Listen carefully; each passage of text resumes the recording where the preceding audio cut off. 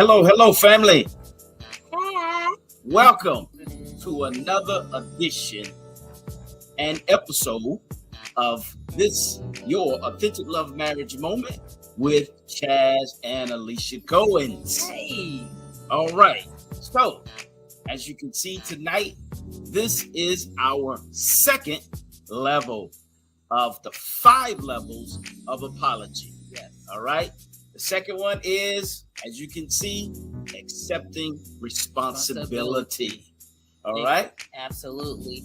So we're talking about a person that is giving the apology. Right. Right. And we'll cross over to giving and accepting the apology as well. Right. But right now, accepting the responsibility. Right. So you're accepting the responsibility of, okay, I know that I caused this. I know that I hurt you. I know that I injured you, right? So I'm accepting the responsibility and I'm saying sorry. I'm sorry and I apologize for hurting you. Baby, you making that face? I'm making a face because do you remember what? Earlier in our marriage, you used to say this all the time. What? What I should say? Tells me. I accept the responsibility, baby. We did it both. We both did this numerous times. And we still do it now in our relationship, in our marriage. Right. So a simple apology and accepting the responsibility of the apology is I apologize, or I'm sorry that I yelled at you. I apologize that I threw a burger at you. I apologize that we had a magazine fight, but those are the things. He's laughing because those are some of the things that we did have to apologize. Oh God! I mean, this. Oh wow! We continue, okay, in our 13 years of marriage, to accept the responsibility because hey, we're grown. All right, we're mature. We're being real. All right, we're being real with ourselves and we're being real with our spouse, friends. Like I said, these tools here, 5 levels of apology, you can use them anywhere. Okay, in relationship with people in general. All right, accepting responsibility is the key to authenticity in your relationship, in your marriage. Okay. This is what is going to get you to that truth, all right, of the things that you all have been going through, the things that you're going through to get to the next level, okay, which is accepting responsibility.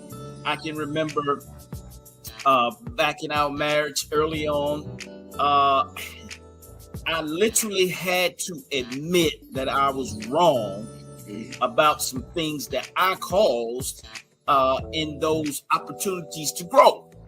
Right. And when I started accepting, okay, hey, look, Chaz, you got to be real with yourself, bro. You did that. Take the pride out. I had to make myself accountable. Okay, I had to look myself in the mirror and say to myself, you were wrong, bro. You gotta fix this. You gotta fix it. There is no other way around it. And when I came to a point in my life and in my relationship that I realized again, all right, and we said this a few weeks back in the 7 levels of marriage, that my spouse is not the enemy, right? When I came to that realization of knowing that my spouse is what the enemy and she is my partner, okay, let me not walk in pride. Let me not walk in the victim mind mentality and accept the responsibility. Let my spouse know that I was in the wrong. Will you forgive me? Right. Good stuff. All right. It's that simple. It's that simple. It's that simple. And that stops the bleeding, and that stops the hurt, and that it really shows maturity in your marriage, and it shows maturity of the two of you. And not only that, it stops the bleeding and it stops the hurt. But you know what else it does? It resets.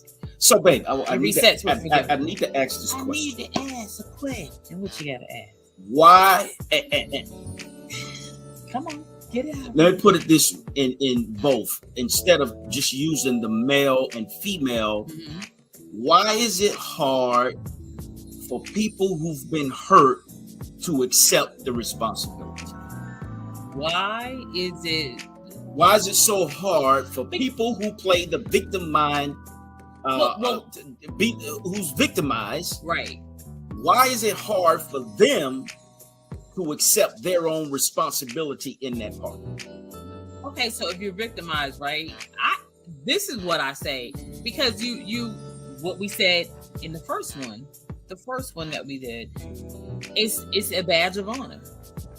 And if I can hold it over your head, where like or you lose it as leverage, and you say, okay, you know what, I really want to buy a new car, but I think I might get pushback. But you remember when you hurt me?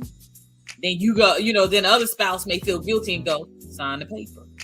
You know what I'm saying? So you use it as leverage, or you'll say, you know what, I really want a brand new wedding ring, right? I know I may get pushback. You remember when you may have had infidelity? You know what I'm saying? Then the spouse feels guilty, and then he goes, signs the paper. So actually, you're saying we co-sign. Yeah, you co-sign. We co-sign because we're ready, especially men. We're just ready to get over it. We're ready to be done with it and move to the next level. Right, but so then that goes over into something else, which is called manipulation in marriage. What we wrote in our book. You can't have manipulation in marriage. Manipulation is the highest form of witchcraft. So that right there, by you thinking you having that leverage or that that badge of honor, you still in a form of manipulation. Okay, so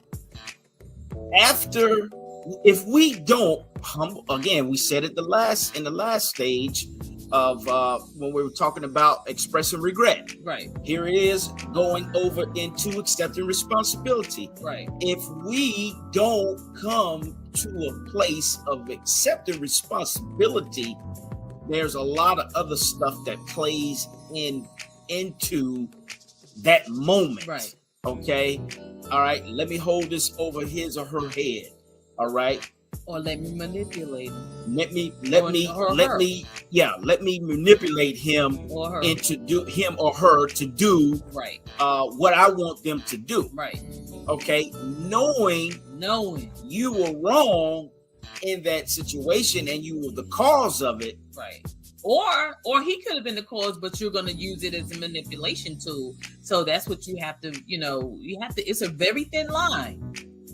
There's a very thin line of love and hate, but there's also a thin line of forgiveness and unforgiveness. And we're going to leave that right there. So in essence, right? In summary, finally, okay. In summary, when there's an issue that arises and you make the mistake, okay, accept the responsibility let your wife or your husband or your friend or or whoever it is, let them know it's my fault. Okay? Use an example. When you see the game, and sometimes there's a person there's a guy who committed a foul. Right. First thing they do is, it was my fault. Okay?